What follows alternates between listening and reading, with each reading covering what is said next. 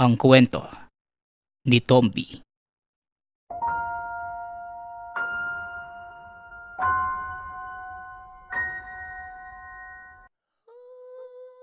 Sa isang liblib pero simpleng baryo, naninirahan ang mag-asawang Tatay Nardo at Nanay Nina. 9 anyos pa lamang ito na maging tagapangalaga ng isang mutya.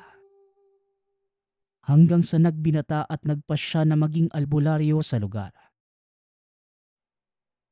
Nagkaroon ito ng asawa at hindi nagtagal. Nagkaroon ng isang anak. Ngunit dahil sa misyon, hindi nito nagawang alagaan ng anak. Hanggang sa nagkaroon na rin ito ng asawa. Matapos maikasal, nagpasya ang anak ni Tatay Nanding na si Dana tumira sa Maynila. Makalipas ang ilang taon, nangyari ang hindi inaasahan sa tinitirhan nila Dan. Nagkaroon ng kaguluhan at wala silang ibang tatakbuhan kundi ang tahanan ng ama. Nang makarating sa probinsya, malayong malayo ang tahanan ni Tatay Nanding sa nakasanayan ng asawa at anak ni Dan. Malayo ang igiban ng tubig. Balon ang pinagkukunan at hiwalay sa tahanan ng kubeta. Samantala ang tahanan ni Tatay Nanding, gawa ito sa pinagtagpi-tagping kawayan. At dahon ng nyog ang bubong, hindi kagaya ng bahay nila Dan sa Maynila na gawa sa bato. Gasera at kandila lamang ang gamit ng pamilya dahil walang kuryente sa lugar. Lalo na't sa liblib sila nakatira. Halos 5 minuto ang lalakarin bago makarating sa pinakamalapit na tindahan at malayo rin ang mga kapitbahay. Nang dumating ang anak ni Tatay Nanding, hindi man lang lumabas sa silid ng matanda dahil Biyernes ng araw na yon at oras ng pagdarasal ng matanda. Pagkagat ng dilim, sabay-sabay na naghapunan ang pamilya. Baka naman gusto niyong ikwento sa amin ng nanay mo ang nangyari sa lugar niyo. At basta na lang kayo nagmamadaling lumipat dito sa probensya. Wika ni Tatay Nanding. Nagkatingin na naman ng mag-asawa at sumagot si Nanay Nina. Nagkaroon kasi ng kaguluhan sa tinitirhan nila Dan. Kaya lumipat sila dito sa atin. Tugon ni Nanay Nina. Dina, ikaw ba ang tinatanong ko? Ikaw ba ang kinakausap ko? Di ba hindi naman? Wika ni Tatay Nanding. Mabait naman ang matanda, ngunit istrikto ito sa lahat ng bagay. Uminom naman ng tubig ang asawa ni Dana, si Rosa, at kagad itong nagpaliwanag. Sensya na po tay kung biglaan ang pag-uwi namin, pero nagsabi naman po ako kay Nanay Nina eh. Si Dan po kasi napaaway sa tinitirahan namin. Binantaan siya nito eh. Kaya sa pag-aalala, nagpasya na lang po akong umuwi dito para sa kaligtasan ng anak niyo. Wika ni Rosa. Nako naman Dan, ano na naman bang ginawa mong kalokohan? Hindi ba't kabilin-biliran ko na mag-iingat ka dahil may asawa at anak ka na? Paano kung nadamay sila sa ginawa mo? Puna ni Tatay Nanding. Hayaan mo na lang, mahal. May dahilan naman ng anak natin kaya niya nagawa ang bagay na yon. Tugon ni Nanay Nina. Kumain na muna tayo. Mamaya ikwento nyo sa akin. At ikaw naman na po. Gusto kong makakwentuhan ka din mamaya. Wika ni Tatay Nanding. Tahimik na kumain ng mga ito. Matapos maghapunan, kinausap ng masinsinan ni Tatay Nanding ang anak. Anak, ano ba talagang nangyari? Sabihin mo nga sa akin. Pinairal mo na naman ba ang init ng ulo mo?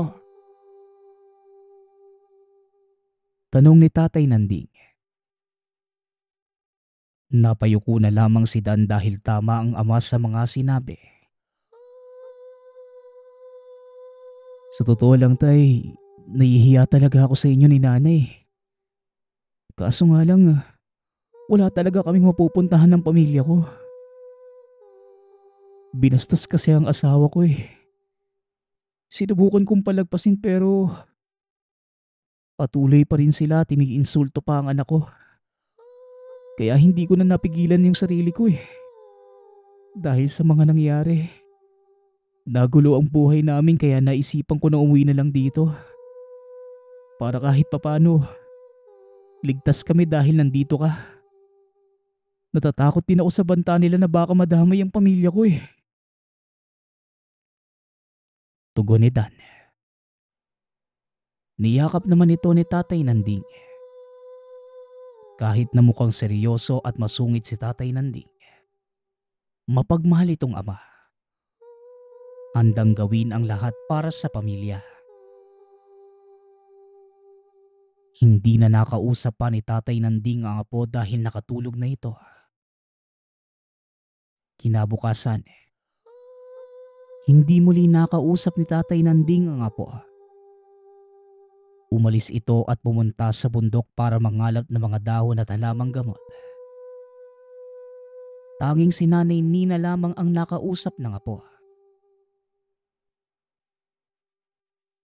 Lola, bakit naman po palaging parang galit si Lolo kay Papa? Kagabi po kasi, ang sama ng tingin niya kila Mama eh. Natakot tuloy ako sa kanya kaya inagahan ko na lang matulog.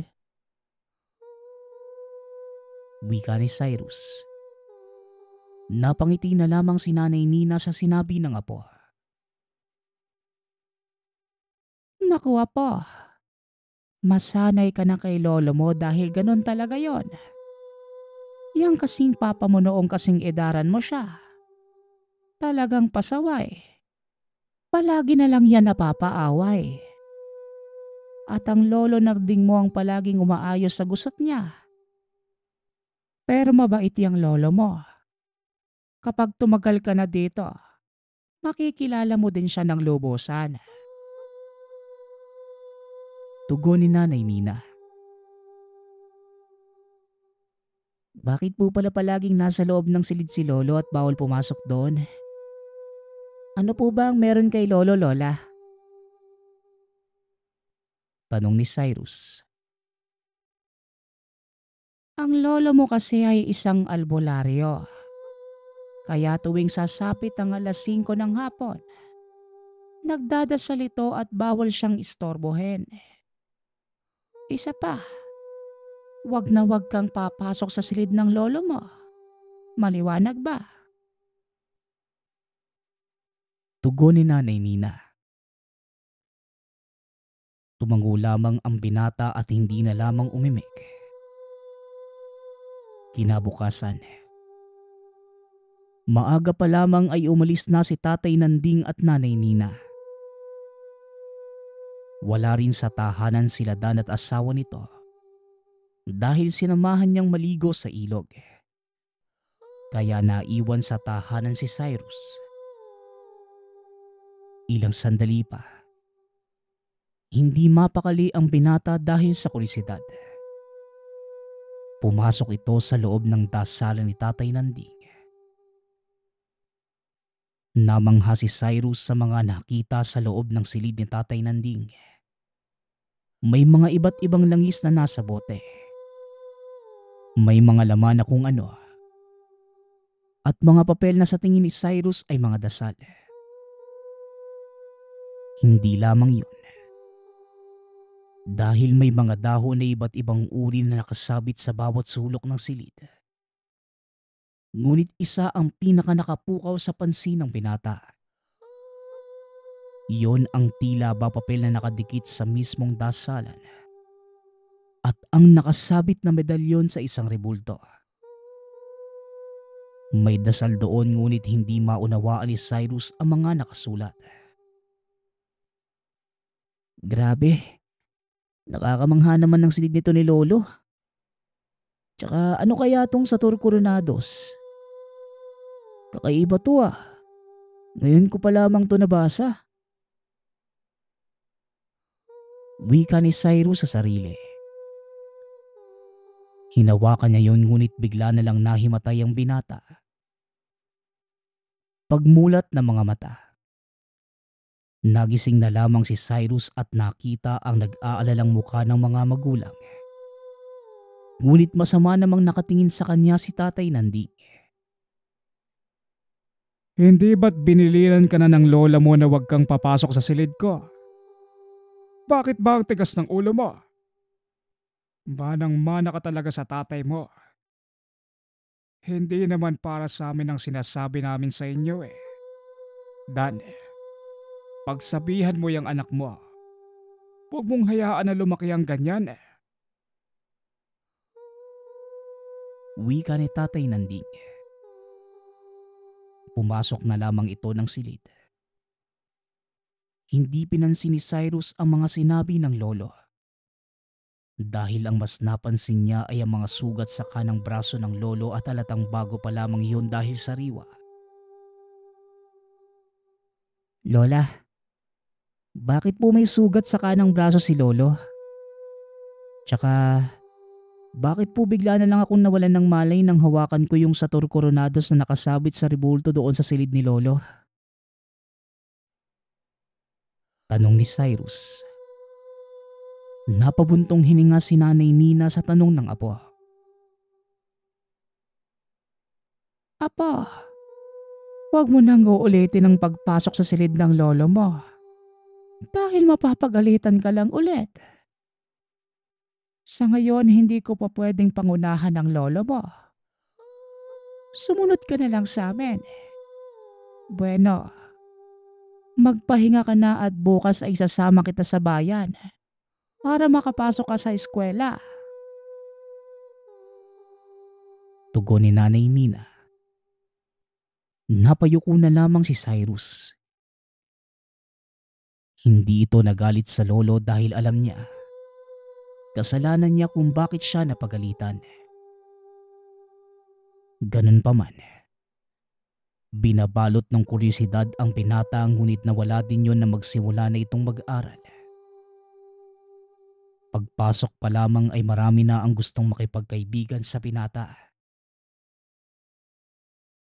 Teka, bakit ba gusto niyo ako maging kaibigan? Wala namang espesyal sa akin eh.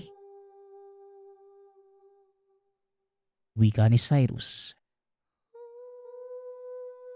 Kasi naman Cyrus, kilala dito sa buong baryo ang lolo mo bilang pinakamagaling na albularyo dito sa atin. Hindi lang magaling, dahil mabait din siya at hindi mahirap lapitan. Tugon ng kamag-aral. Namangha naman si Cyrus sa sinabi ng mga kaklase. Talaga? Buti pa sa inyo mabait si Lolo. Sa amin kasi masungit at istrikto siya eh. Wika ni Cyrus. Nakasimangot ito habang nagsasalita. Ganun lang talaga yung si Tatay Nanding. Akala nga namin noon kumakain ng bata ang lolo mo eh. Pero nagkamali pala kami. Dahil mabait naman siya eh. Tugon ng kaklase. Napatango naman ang ibang mga kaklase ng binata.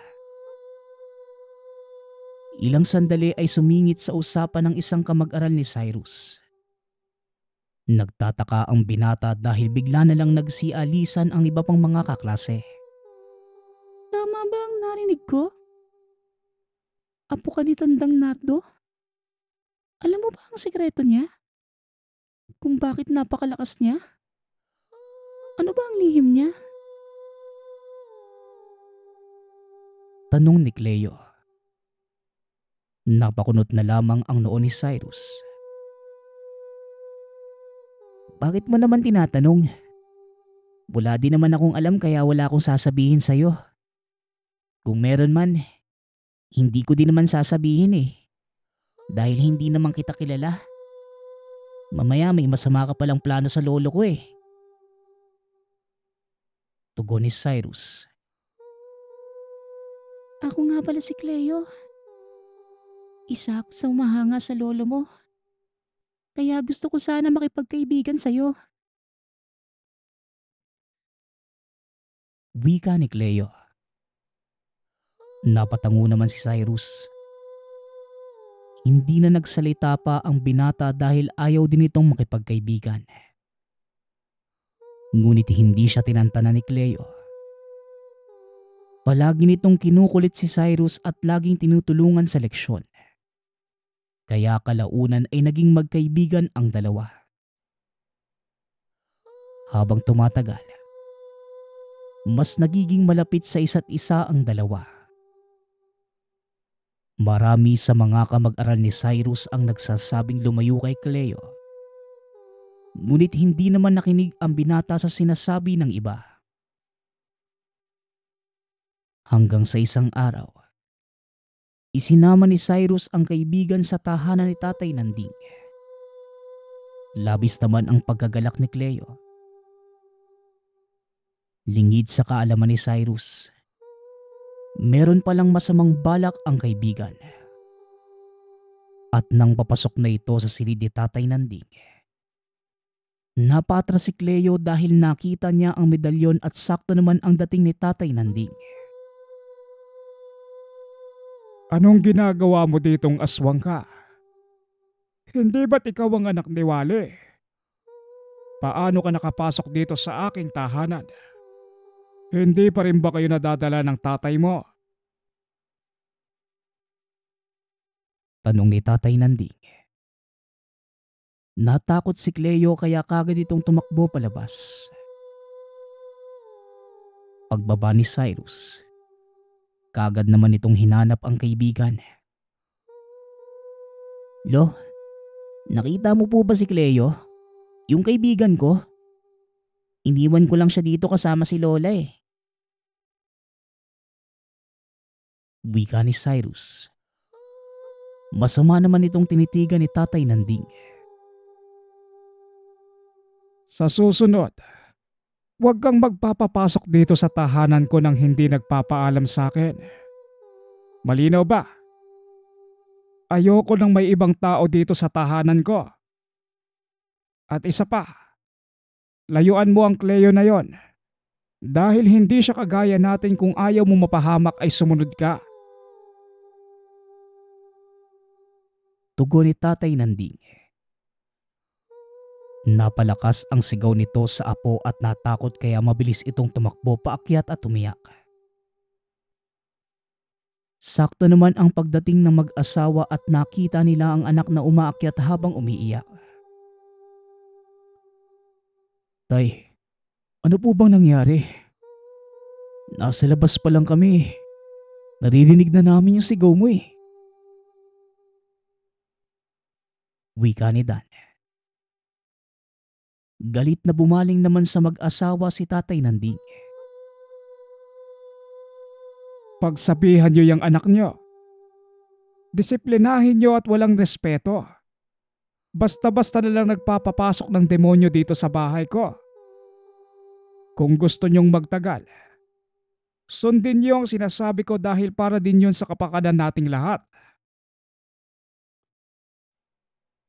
Tugon ni Tatay Nanding. Napahawak pa ito sa puso. Matapos ay bigla na lang itong bumagsak at nawalan ng malay. Kaagad nilang sinugod sa ospital si Tatay Nanding. Inatake pala ito sa puso. Mabuti na lamang ay kagad nadala sa ospital at hindi naging malubha ang natamo. Sinisi naman ni Cyrus ang sarili dahil sa nangyari sa lolo. Okay lang po ba yung kalagayan ni lolo? Sa susunod po, susunod na ako sa kanya. Lalayuan ko na po si Cleo. Wika ni Cyrus. Nanlaki ang mga mata ni Nanay Nina sa narinig. Si Cleo ba ka mo? Apo, layuan mo siya. Matagal na panahon silang umalis dito sa ating baryo. Bumalik na pala sila. Tugon ni Nanay Nina. Nagtataka naman ang itsura ng binata. Bakit po ba lahat kayo ganyan ng reaksyon? Ano po ba ang meron kay Cleo at sa pamilya niya? Nagalit si lolo dahil dinala ko siya sa bahay. Kaya po siya inatake. Tanong ni Cyrus. Pinapasok mo sa tahanan natin si Cleo. Hindi mo dapat ginawa ang bagay na yon dahil hindi natin kagaya si Cleo, apo. Mortal na kaaway ng lolo mo ang tatay ni Cleo. Dahil perwisyo sa baryo ang mag-ama. Halos lahat ng tao kinakatakutan sila dahil sa paniniwalang aswang ang mga ito at kumakain ng bata sa tiyan ng magulang. Tugon ni Nanay Nina. Matapos ang pangyayaring yun, nagpasya si Cyrus na layuan ng kaibigan. Ngunit hindi na ito pumasok pa at bigla na lang nagkaroon ng sakit ang binata. Ano pong nangyari sa anak ko? Bakit tinutubuan siya ng bukol-bukol sa katawan? Ang taas pa ng lagnat niya.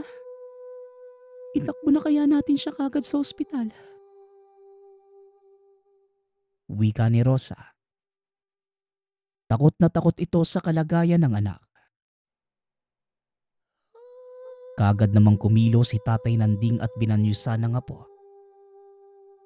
Nagdasal ito at tinawa si Cyrus. Nakita ni Tatay Nanding na tama ang hinala niya. Ang mag-ama na kaaway niya ang may gawa ng sakit na yon sa apo. Kahit nakalagitnaan na ng gabi, umakyat pa rin ito ng bundok upang kumuha ng panlunas sa apo at bumalik din kagad. Dinala niya sa loob ng silidang apo at ni isa sa mga magulang nito. Walang nakapasok. Tanging si Cyrus at Tatay Nanding lamang ang nasa loob. Buong gabing naroon ang maglolo. Ni hindi ito kumain o uminom lamang ng tubig. Kinabukasan, buhat-buhat ang apo lumabas si Tatay Nanding. Gising na ang binata ngunit bigla na lang nawalan ng malay ang matanda. Hinayaan lang nilang magpahinga si Tatay Nanding. At makalipas ang 1 linggo, gumising ito kasabay ng pagsambit ng masamang balita. Susugod dito ang mga aswang.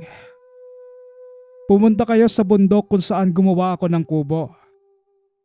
Doon ay ligtas kayo. Iwanan niyo ko dito dahil ako na ang bahala. Ingatan niyo ang apo ko. Wika ni Tatay Nanding. Niyakap nito ang pamilya. Tay, mag-iingat ka dito ha. Teka, magpaiwan na lang din kaya ako. Para may kasama ka at may katuwang ka. Tugon ni Dan. Pero mariing umiling si Tatay Nanding. Hindi na anak. Kaya ko na ito. Ayokong madamay at mapahamak ang sino man sa inyo. Dahil hindi ko mapapatawad ang aking sarili kapag nangyari yon. Wika ni Tatay Nanding. Kaagad nitong niyakap ang apo. Lo, maraming salamat po sa pagtatanggol mo sa akin. Mahal po kita. Tama nga po ang mga kamag-aral ko. Mabuti kang tao. Ikinatutuwa ko na ikaw ang lolo ko. Kaya wag mo po sanang pababayaan ang sarili mo dahil babawi pa po ako sa iyo eh. Tugon ni Cyrus. Napangiti naman si Tatay Nanding at kinarga pa ang apo. Sige na, umalis na kayo. Huwag niyo akong alalahanin dahil uuwi ako sa inyo ng ligtas. Wika ni Tatay Nanding. Napangiti naman ang pamilya. Umalis nga ang mga ito at naiwan si Tatay Nanding. Nagdasal at pagsapit ng gabi. Dumating nga ang mga aswang. Napakarami ng mga ito. Kaagad na kinuha ni Tatay Nanding ang Satur Coronado sa ribulto. Isinuot niya sa leeg at hinanda ang sarili. Nang lumabas si Tatay Nanding ay nakita kaagad niya ang aswang na si Wally. Matagal na tayong hindi nagkikita, Narding. Mabuti at nakilala mo ang aking anak. Bakit mag-isa ka lang? Wika ni Wally. Kaagad namang sumugod ang mga kasamahan nitong aswang. Kaagad na kumilo si Tatay Nanding. Gamit ang buntot page. Nilabanan niya ang mga aswang. Hindi man lamang nasugatan ng mga aswang si Tatay Nanding. Dahil gaya ng kidlat ay mabilis itong kumilos at ang lakas niya ay walang katumbas.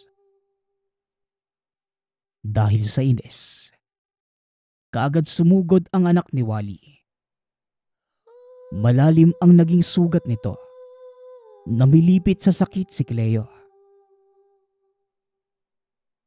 Pinagbigyan na kita noon, Wally. Pero hindi ka pa rin nagbago. Ganon pa din ang pag-uugali mo at hindi ka man lang nagbago. At tinamay mo pa sa kasamaan mo ang anak mo. Ngayon na tinamaan siya ng buntot page. Alam mo sa sarili mo na hindi na yang gagaling pa. Sisihin mo ang sarili mo. Dahil ikaw mismo ang may gawa ng ito. Wika ni Tatay Nanding. Sino ka para sabihin sa akin ang bagay na yan? Bakit mo sinaktan ang anak ko? Pagsisisihan mo ang ginawa mo. Tugon ni Wally. Inilapag nito ang anak. Kagaya ni Tatay Nanding. Mabilis itong kumilos at hindi napansin na matanda ang pagsugod nito. Kaya tinamaan sa dibdib si Tatay Nanding. Ngunit daplis lamang kaya hindi nangamba ang matanda. Hindi ka pa ba susuko? Mag-isa lang ako pero natalo ko kayong lahat. Tignan mo, Wally. Mag-isa ka na lang kaya dapat sumuko ka na. Wika ni Tatay Nanding. Ngunit tinawanan lamang siya ni Wally. Sa tingin mo, susuko ako. Ngayon pa na sinaktan mo ang anak ko. Gagawin kitang baboy na pira-piraso para hindi ka na makilala ng pamilya mo. Tugon ni Wally. Sumugod ito at sinakal si Tatay Nanding. Unti-unting umagos ang dugo mula sa leeg ng matanda dahil sa pagkakabaon ng kuko ni Wally. Ngunit bigla na lamang nabitawan ni Wally si Tatay Nanding nang makita ang Satur Coronados na hawak ng matanda. Agaw hininga na si Tatay Nanding nang bitawan siya ni Wally. Ngunit mabilis itong kumilos. Kinuha ang mahabang sundan na baliktaran ng talim. Sa puntong yon, parehas determinado ang dalawa na manaig sa labanan, ngunit iisa lamang ang maaaring magwagi sa kanila. Mabilis ang ginagawang pag-atake ni Wally. Bawat pag-atake ay nasusugatan si Tatay Nanding. Hanggang sa tinaas na matanda ang sundang sa kabilang kamay at nagdasal ng mga ritual na pawang mga Latin na salita. Sa muling pagsugod ni Wally, kaagad namang nakaiwas si Tatay Nanding at nasugatan nito sa kanang paa ang aswang. Nagngingit-ngit sa galit ang lalaki. Nagpalit ito ng anyo at mahaba ang balahibo. Nanlilisik ang galit ng mga pula na tila nag-aapoy. Gumisi ito at masamang tumitig kay Tatay Nanding. Nagbabanta ng madugong labanan. Ngunit hindi natinag si Tatay Nanding sa pagpapalit ng anyo ng lalaki. Dahil alam niya na gagabayan siya ng medalyon. Higit sa lahat, alam niyang nakagabay din ng ama. Nang magpalit ng anyo si Wally, mas lalo itong naging malakas. Kagaya ng isang asong lobo na mabilis ang pag-atake at walang pinapalagpas na oras. Samantalang si Tatay Nanding naman, sinikap na masugatan ng aswang kahit saang parte ng katawan. Ilang sandali pa, sinampahan ni Wally si Tatay Nanding, kaya napahiga ito sa lupa.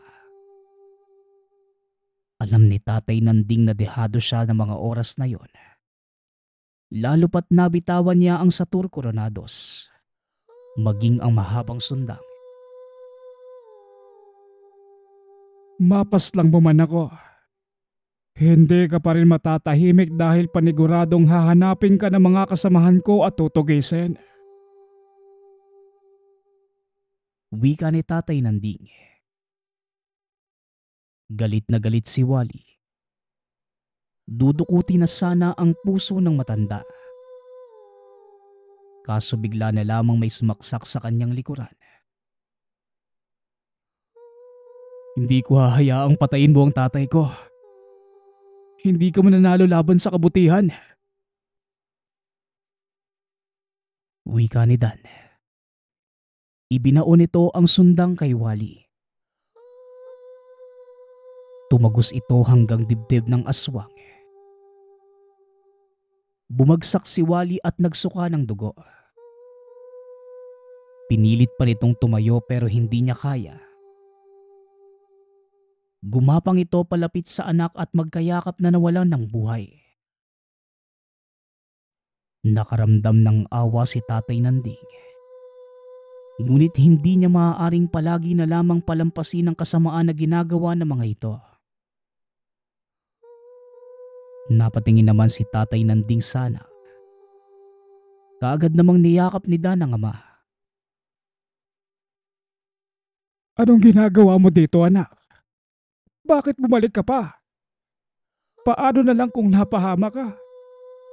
Paniguradong hindi ko mapapatawad ang aking sarili. Wika ni Tatay Nanding.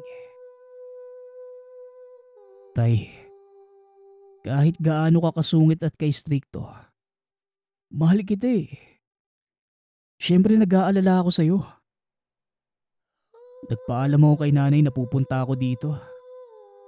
Mabuti na lang. Sakto ang dating ko, baka kung nahuli pa ako. Napaano ka na eh. Tugon ni Dan. Mahigpit na nagyakapan ng mag-ama. Matapos masigurado na wala na ang mga kalaban, pumunta na ng bundok ang mag-ama upang sunduin ang pamilya. Nang makarating sa bundok, kaagad namang nag-alala si Nanay Nina lalo pat nang makita niya ang asawa na sugatan. Mabaging Panginoon! Bakit sugatan ang aking asawa? Sinabi ko na nga ba dapat hindi ka namin iniwan doon na mag-isa? Wika ni Nanay Nina. Kagad naman itong kumuha ng halamang gamot. Kumuha din si Cyrus ng maiinom ng lolo. Naghanda naman na makakain si Rosa. Ayos lang naman ako. Wala kayong dapat alalahanin. Isa pa malayo sa puso itong mga natamo kong sugat. At salamat kay Dan dahil nailigtas niya ang buhay ko. Wika ni Tatay Nanding. At sa kauna-unahang pagkakataon, napuri ito ng ama. Lolo, ano po bang nangyari sa'yo? Bakit hindi ka na lang po sumunod dito dahil mas ligtas dito eh? Ito po tubig. Para naman po kahit papano, mapawi ang uhaw nyo. Tanong ni Cyrus. Kaagad namang napangiti si Tatay Nanding. Sadyang bata ka pa at hindi nauunawaan ang mga nangyayari. Apo, hindi ko pwedeng takasan na lang ang aking tungkulin. Hindi ko maaaring pabayaan na lang ang ating mga kabaryo dahil ako lamang ang pag-asa nila upang manumbalik ang kapayapaan dito sa ating baryo. Tugon ng matanda. Naunawaan naman ni Cyrus ang naisiparating ng lolo. Matapos makausap ang apo, ginamot na ni Nanay Nina ang mga sugat ng asawa. Sa susunod, huwag kang padalos-dalos. Pamilya tayo kaya dapat nagtutulungan tayo. Maliwanag ba yun, Nanding? Wika ni Nanay Nina. Napangiti naman si Dan. Tama si Nanay. Tay, hindi mo kailangan suluhin ng lahat. Marami ka nang nagawa para sa pamilya eh. Lalo na sa akin. Labis ako nagpapasalamat sa kabutihan na meron ka. Para sa lahat. Noon, nagagalit ako sa iyo dahil pakiramdam ko, mas mahalaga pa ang tungkulin mo kaysa sa akin eh. Anak mo ko. Ngayon nauunawaan ko na ang lahat. Dagdag ni Dan. Nagyakapan ang pamilya. Matapos ang pangyayaring yon, nangako sa isa't isa ang pamilya na magtutulungan sa lahat ng problema. Kailanman ay hindi sila mag-iiwanan. Naging masaya ang pamilya at nang bumalik ang mga ito sa tahanan, maraming mga kabaryo nila ang nagbigay tulong sa pamilya. Laking pasasalamat ng lahat dahil nasugpo na ang kasamaan. Nanumbalik ang saya at kapayapaan sa kanilang baryo. Sa kasalukuyang taon, may sarili ng pamilya si Cyrus. Habang si Dan naman ang nagmana ng lahat ng kaalaman ni Tatay Nanding. Ngunit hindi pa rin malilimutan ng kanilang pamilya ang lahat ng naganap at kabayanihang ginawa ni Tatay Nanding na may hawak ng tangan na Satur Coronados.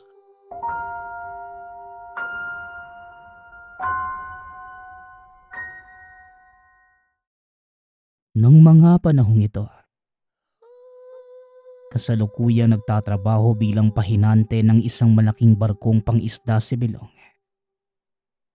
Ang kadalasang huli ng sinasakyan niya ay malalaking tuna at malasugi. May kalakihan ng kita sa ganitong trabaho, lalo na kapag marami ang naiuwi nilang isda sa tuwing dadaong. Kagaya na lamang ng Sipalay General Santos City sa Mindanao. at maging sa malayong teritoryo ng Malaysia.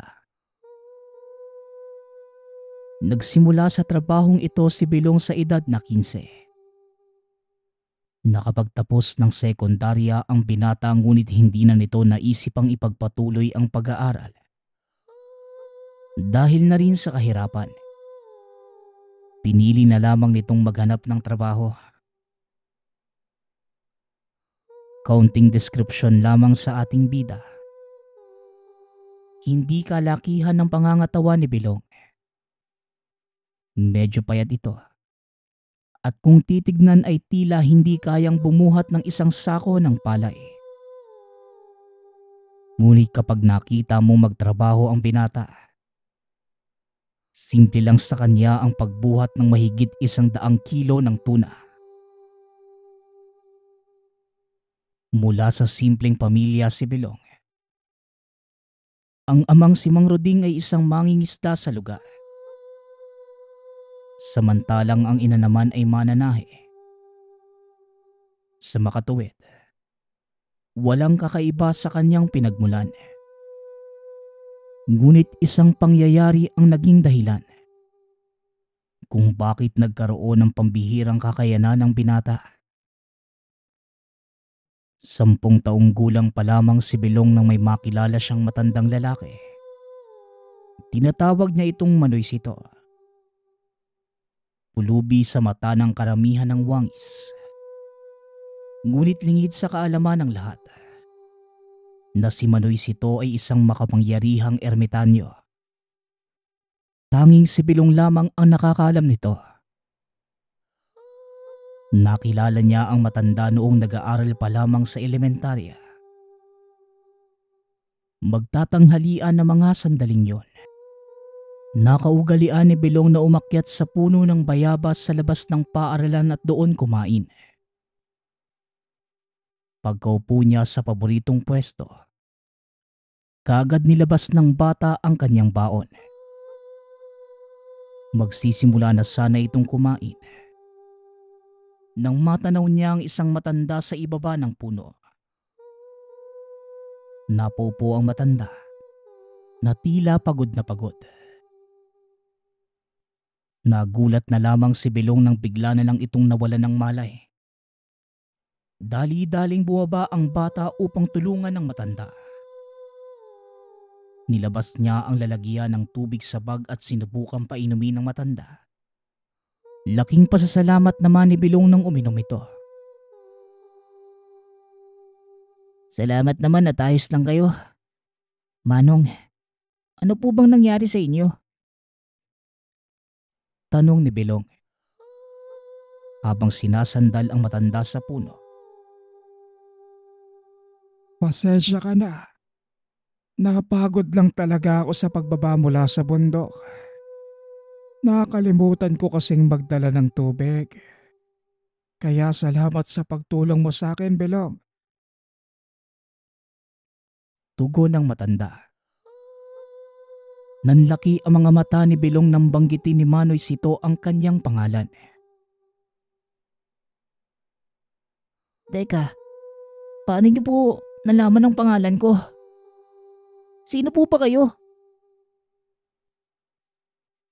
Tanong ni Bilong. Tawagin mo na lang akong Manoy Sito. Marami akong alam. Lalo na tungkol sa mga kagaya mo mababait. Maraming salamat muli sa tubig. Tugon ng matanda. Hinati ng bata ang kanyang baong pananghalian at inabot sa matanda. Yun ang naging simula ng kanilang pagiging malapit. Halos tuwing tanghali ay nagkikita ang dalawa at sabay na kumakain ng tanghalian.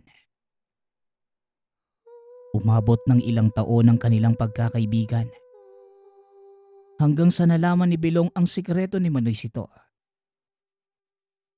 Ito ay nang aksidenteng matabig ng binata ang malaking bahay ng alingayo o makamandag na bubuyog habang naglalakad sa kagubatan. Kinuyog ng mga ito si Bilong at sangkatutak na kagad ang natamo ng bata.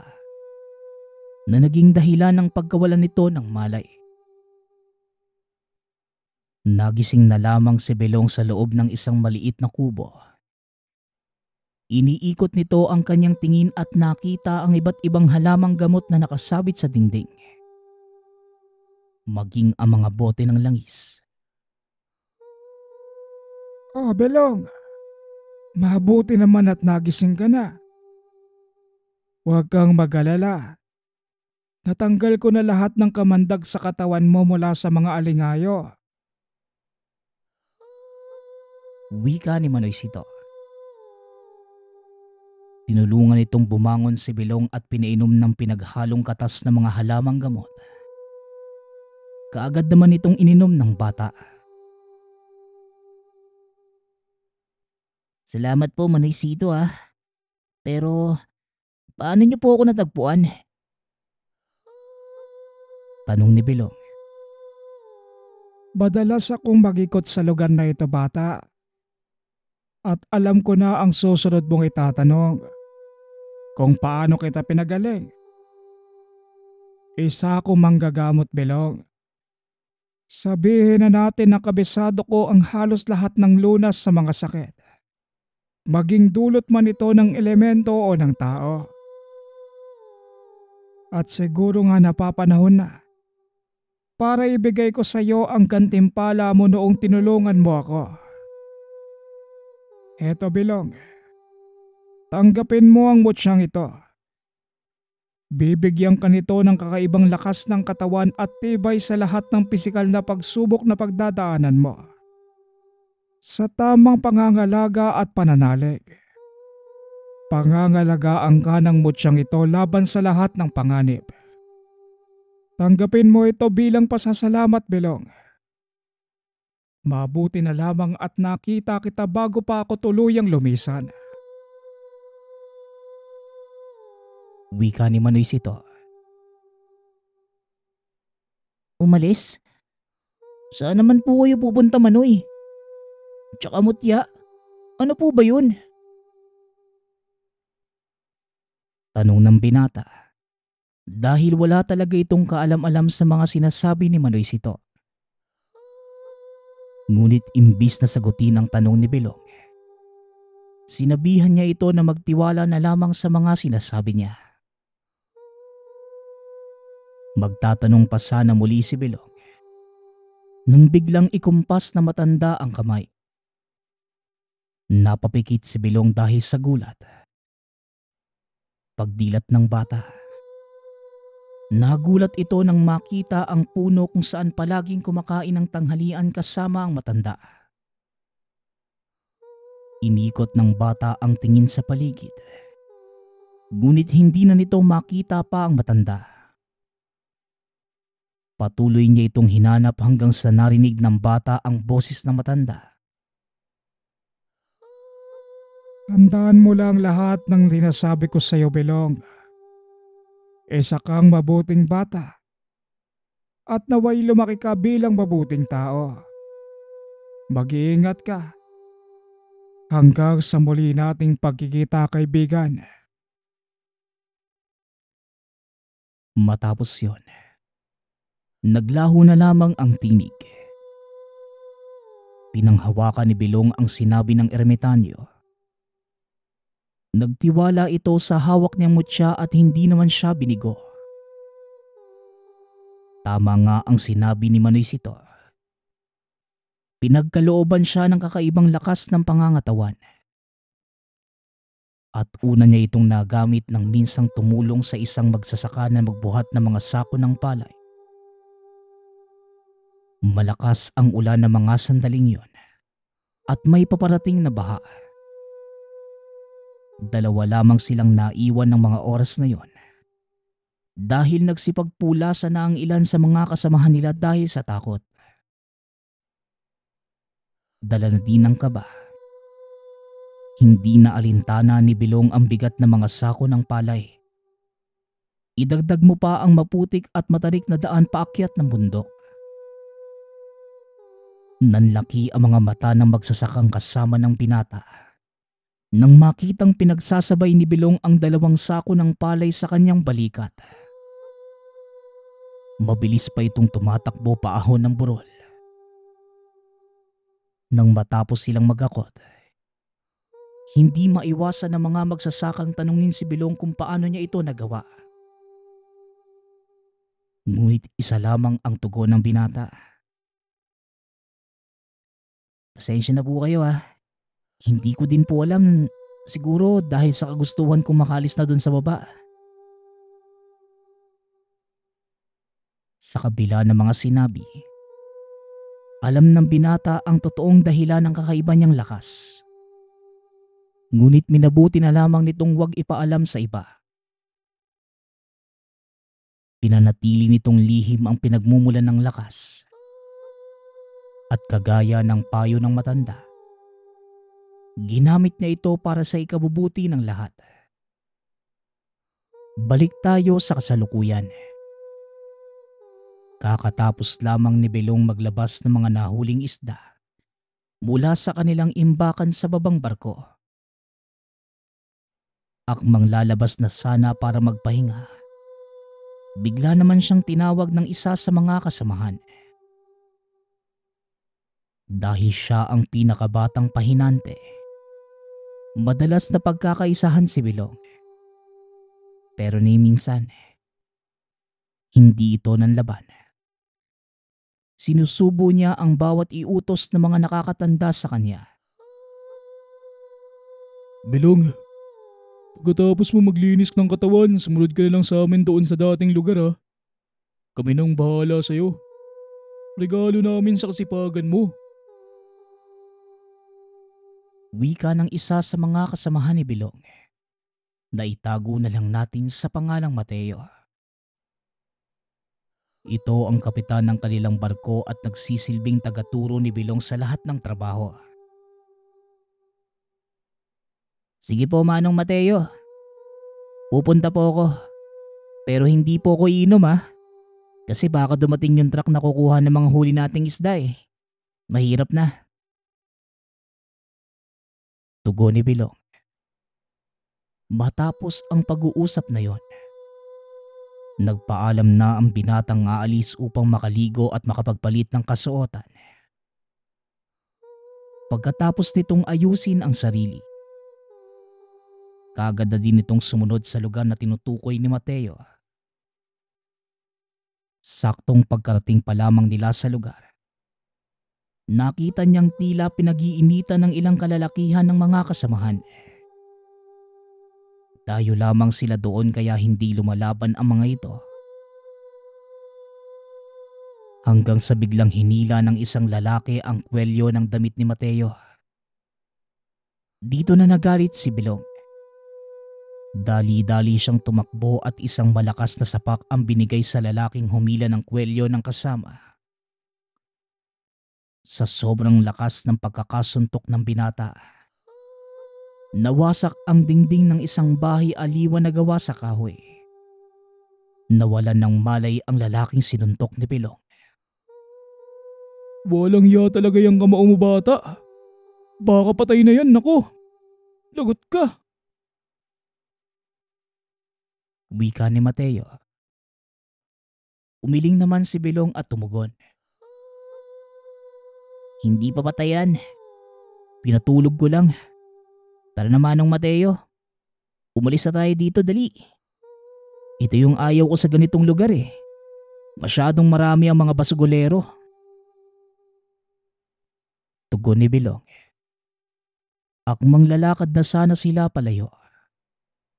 Nang bigla naman silang suguri ng mga kasama nung kalalakihang pinatulog ng binata. Naku, ano ba yan? Nahihilo pa naman ako. Muling wika ni Mateo. Kagad silang hinarap ni Belong at sinabihang mauna na sa barko. Siya na ang bahala sa mga kalalakihang yon. Kagad namang umalis sina Mateo at iba pa. Tiwala ang mga ito dahil hindi lang nila minsan nakita ang lakas ni Belong. Alam nila ang buong kapasidad ng binata. Dahil maging sila, nabigyan na din ng leksyon noong bago pa lamang si Belong sa barko. Pinapanood lamang ni Mateo ang binata habang tila pinaglalaruan ang mga kalalakihang sumusugod sa kanya. Napapansin din itong hindi umaatake si Bilong. At kung napapahamak man ang mga kalaban, yun ay dahil sa sarili nilang mga kilos. Nagtuloy ang pakikipagbuno ni Bilong hanggang sa tuluyan nang nawalan ng malay ang mga kalaban ng dahil sa sobrang pagod. Naglakad ang binata papunta kina Mateo at inaya nang umuwi ang mga ito. Ang ganda naman ng regalo mo sa akin, Manong Mateo. Pagdating ko, gulo ka agad ang bumungad sa akin eh. Sana pinakain mo man lang ako na masarap sa barko. Wika ni Bilong. Pasensya ka na, Bilong ah. Hindi ko naman nakalaing mapapadpad doon yung grupo ni Simon eh. Hayaan mo, babawi na lang ako sa'yo. Tara na, umalis na tayo dito. Doon na lang sa kabilang pantalan natin ibabay ang mga natitirang isda. Muling wika ni Mateo. Inutusan din ito ang mga tauhang tanggalin ang mga tali upang makalarga na sila. At habang papaalis sa pantalan, naitanong ni Belong kay Mateo ang tungkol sa pangkat ni Simon. Pasensya na po, Manong ha. Pero ano po ba ang atraso niyo doon sa Simon na yun? Parang galit na galit sa inyo eh. Tanong ni Belong. Gumiti si Mateo at nagsimulang magkwento. Si Simon ay dati kong kasamahan sa unang barkong sinamahan ko. Pareho din kami nagtagal doon at kalaunan. Naiangat siya sa mataas na posisyon. Nanatili naman akong pahinante. Doon na nagsimulang magbago ang ugali niya. Naging mayabang at mapagmataas ang dati kong kaibigan. Ni minsan nga, hindi ako nagkimkim ng sama ng loob sa kanya. Ginawa ko ng maayos sa mga trabaho ko. At dahil doon, ginagiliwan ako ng may-ari ng barko. Dahil sa tagal ko na sa trabahong yun, tinalaga niya ako bilang kapitan nitong barkong sinasakyan natin. Yun ang labis na kinagalit ni Simon.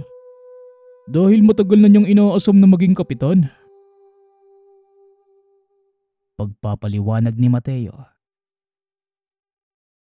Ay nako, totoo nga naman ang sinasabi ng mga tao no? Wala talagang maidudulot na mabuti ang inggit. Hayaan nyo na lang po, Manong. Matatauhan din yun. Tugon ni Bilong. Naging maayos naman ang mga sumunod na araw. Tuloy lamang sila sa mga trabahong ginagawa. At dahil nga lumipat sila ng pantalan, hindi inaakala ng binatang muli silang magtatagpo ni Simon. Nangyari ito isang umaga. Habang nagkakarga ng mga kagamitang dadalhin sa paglalayag, nakaupo ang binata sa isang kahon. Nang bigla na lang may lumipad na bote papunta sa kanya. Mabuti na lang. Nakaiwas ito kaya hindi siya nagtamo ng pinsala. Nang tignan niya ang pinagmula ng boteng yon, nakita niya ang grupo ni Simon na papasugod sa kanya. Dali-daling tumakbo ang binata pababa upang pigilan ang mga ito. Dahil ng mga sandaling yon, nasa barko ang mismong may-ari. Simon, sandali lang. Magunos dili ka nga. Nasa loob ng barko yung may-ari. Sigaw ni Belong. Ngunit nagbingi-bingihan ang mga ito at tuloy-tuloy lamang sa pagsugod. Wala nang pagpipilian ang binata kundi ang harapin sila. Alam ni Belong na sa oras na makita ito ng may-ari, pare-pareho silang mawawalan ng trabaho. Sinalubong ng binata ang galit na si Simon. At kagaya ng una, pinabagsak niya ito sa pamamagitan ng isang suntok lang. Pasensya ka na, Simon ha.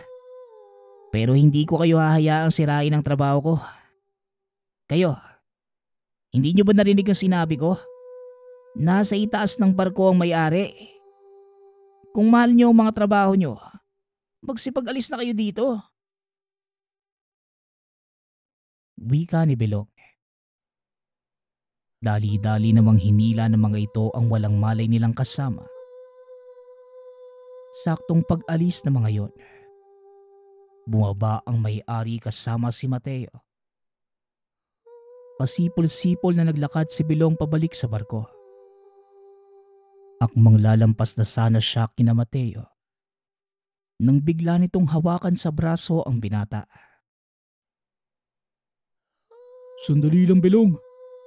Saan ka naman galing? Tanong ni Mateo. Kwan, naglakad-lakad lang sa paligid. Nakakaanto kasi ang maupo lang habang nagbabantay, Manong eh. Pagdadahilan ng binata. Ngunit linggid sa kalaman niya, nakita ni Mateo at ng may-ari ng barko ang ginawa niyang pagpigil sa grupo ni Simon. Nakita ko ang ginawa mo. Hindi mo ba alam na pwede kitang tanggalin sa trabaho? Mahigpit na pinagbabawal sa kumpanya ang pakikipag-away sa kapwa mandaragat. Wika ng among si Ginoong Montes. Napayuko na lamang si Belong sa pag-aakalang tatanggalin talaga siya sa trabaho. Ngunit napaangat ito ng tingin nung muling magsalita ang may-ari. Pero gayon pa man, hindi ko yung gagawin. Mapapakinabangan kita, bata. Simula ngayon, ikaw nang maestro boso ng barkong ito. Magiging katuwang mo si Mateo. Hindi na bumalik pa si Conring at kailangan na nating maglayag. Wika ng amo. Napangiti ang binata sa sinabi nito. At sa sobrang saya, niyakapan nito ang may-ari ng barko. Salamat po, sir. Sobrang saya ko po kasi may aangat ko po sa kahirapan ng pamilya ko. Wika ng binata habang nagtatalon. Bagay lang sa isang kagaya mo ang promosyon. Sinabi na din sa akin ni Mateo na masipag ka at may tiwala ako sa kapitan ko. Kaya gawin mo ang nararapat. Ipinagkakatiwala ko sa inyong dalawa ang barkong ito. O siya, hindi na ako magtatagal. Mateo, ikaw na ang bahala. Tugon ng may-ari. Kaagad na itong umalis. Naghanda naman para maglayag sina Belong. At sa kalagitnaan ng kanilang paglalayag, hindi na iwasang itanong ni Mateo sa binata ang tungkol sa kakaiba nitong lakas. Belong, nagtataka lang ako sa'yo. San ba nang gagaling yung lakas mo dahil kung titignan? Napakaliit mo lang na tao eh. Kung hindi pa nga kita kilala, akalain kong hindi mo kayang bumuhat ng isang sako ng bigas. Wika ni Mateo. Napangiti naman ang binata dahil malaki ang tiwala nito sa kasama. Ipinakita niya ang pinagmula ng lakas. Ito po, Manong. Mutya po ito na mula sa sungay ng baka. Binigay sa akin to ng isang ermitanyo eh. Ang sabi niya, pakiingatan ko daw to at ganun din ang gagawin ng mutya sa akin. Sa totoo nga lang, ilang beses na po ako nailigtas sa kabahamakan ng mutsyang to. Tugon ng binata. Napangiti si Mateo dahil nakumpirma nito ang kanyang hinala. Sinasabi ko na nga ba eh, hindi ka ordinaryong tao. Huwag kang mag-alala. Mananatili ang sekreto mo sa akin. Basta ipagpatuloy mo lang ang pagiging mabuting tao mo ha. At sana, huwag mong gamitin ang mutsyang yan para gumawa ng masama. Wika ni Mateo. Tumango naman si Bilong bilang pagsang-ayon. Naging maayos naman ang kanilang paglalayag. Hanggang sa marating ang bahagi ng dagat na pinangingisdaan. Lingid sa kaalaman ng lahat sa barkong yon. Susubukin pala sila ng kalikasan. Isang malakas na bagyo ang paparating. At nasa kalagitnaan pa lamang ng paghahango ng mga kawil sina Bilong. Hindi nila ito maaaring itigil. Dahil siguradong malaking halaga ng kagamitan ang mawawala sa kanila. Ipinagpatuloy nila ang trabaho. Kahit pa hinahambalos na sila ng naglalakihang mga alon. Halos hindi na makatayo ang mga tripulante. Ang ilan ay napapahamak na. Tumulong na din sila Mateo at Bilong sa mga ito upang mas mapabilis ang trabaho. Ngunit sadyang hindi umaayon ang panahon sa kanila. Habang tumatagal, mas lalong lumalakas ang bagyo. Naisip ni Bilong ang sinabi ni Manoy Sito tungkol sa mutya. May mga nakatagong kakaibang kakayanan ang sungay ng bakang yan. Nabibilang ito sa elemento ng kulog kaya maaari kang tumawag ng unos o magpahinto nito. Gamitin mo ang mga dasal na tinuro ko sa iyo at manalig ka sa Diyos. Ito ang mga katagang narinig ni Bilong sa isipan. Dali-daling umakyat ang binata sa pinakamataas na bahagi ng barko. Doon pa ulit-ulit na inusal ang mga dasal na tinuro sa kanya ng ermitanyo. Ilang minuto niya din itong ginawa. Hanggang sa maramdaman nilang tila humihina na ang pag-ihip ng hangin. Unti-unting bumaba ang alon. Hanggang sa tuluyan na itong kumalma.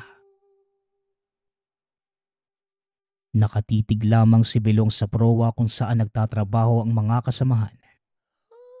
At nakita nito ang ginhawa sa mga muka. Nang kanina lang ay takot na mga kasamahan. Napalingon si Mateo sa kanya at sumenyas ang pinatang wag mag-ingay. Dali-dali itong bumaba ng palo. Pinuntahan ang mga kasamahan. Nang mga sandaling yon, nagpasya si Mateo na idaong ang barko dahil napakalaki ng pinsalang dinulot ng unos. Marami din ang mga kasamahang nasugatan. Ngunit laking pasasalamat ng kapitan dahil walang namatay sa kanyang mga tauhan. Nanatiling lihim ang ginawa ni Bilong. Hindi na nag-abala pang magtanong si Mateo. Dahil alam niya na ang binata ang may kagagawa ng paghinto ng unos. Sa kasalukuyan, nagmamay-ari na ng sariling barko si Bilong. Kagaya nga ng sinabi ng matandang ermitanyo, pagkakalooban siya nito ng swerte sa tamang panahon. Hindi nawala ng pag-asa ang binata at natupad nga ang sinabi ng matanda. Kung ano man ang tinatamasang buhay ni Bilong sa kasalukuyan, yun ay dahil sa tangang bigay ng ermitanyo. Namut siya ng sungay ng baka